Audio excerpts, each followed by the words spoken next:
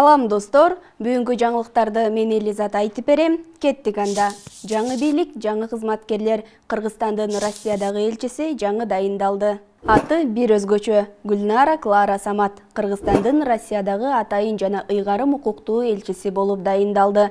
Дайындоо жарлыгына өлкө башчы Садыр Жапаров кол койгон. Бул туурасында президенттин маалымат кызматы билдирди. Бул кызматта 2020 жылдын октябрына чейин Аликбек Жекшенкулов иштеп келген. Бирок мурдагы президент Сооронбай Жээнбеков кызматтан кетип жатып, аны дагы элчиликтен бошоткон. Ал эми жаңы дайындалган элчи Гүлнара Клара Самат Атамекен партиясынан депутат болуп турганы менен 2020 жылдагы парламенттик шайлоого Мекенчел партиясынын катарында катышкан. Кызмат орундары эле алмашпастан жаңы ишкана имараттар да ачылууда. Манас айылына жаңы бейтапкана ачылып ишке берилди. Чүй облусунун Сокулук районундагы Манас айылында жаңы бейтапкана ачылып ишке берилди. Катар мамлекетинин колдоосунун негизинде бул 2 кабаттуу имараттын ачылыш аземине саламаттык сактоо министринин орунбасары Мадамин Каратаев катышты. Ал өз сөзүндө бул айылдагы эң негизги муктаждык болгон үй бүлөлүк дарыгерлер борборунун имараты ооруканасы менен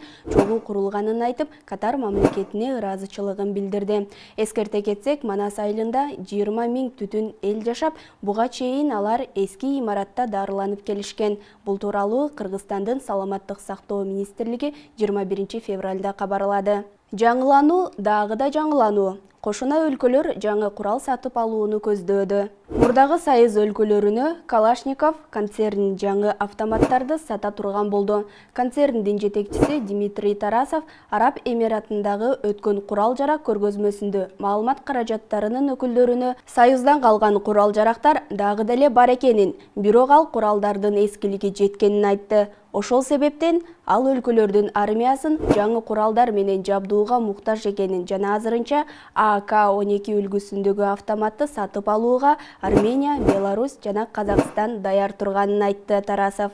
Былтыртадан тарта Арменияда АК-103 үлгүсүндөгү автомат чогултула баштаган.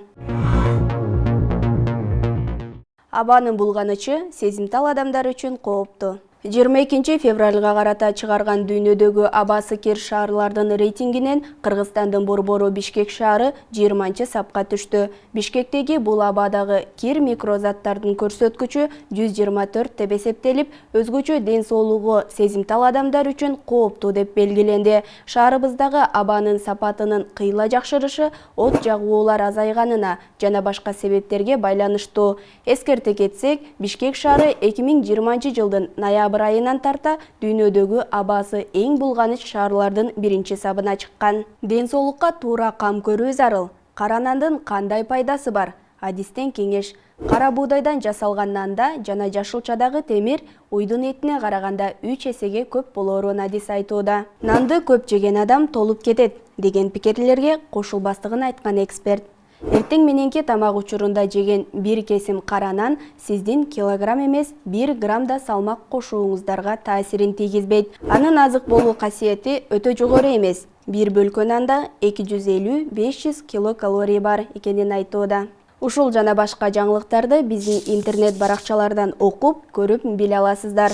Амандыкта көрүшкөнчө.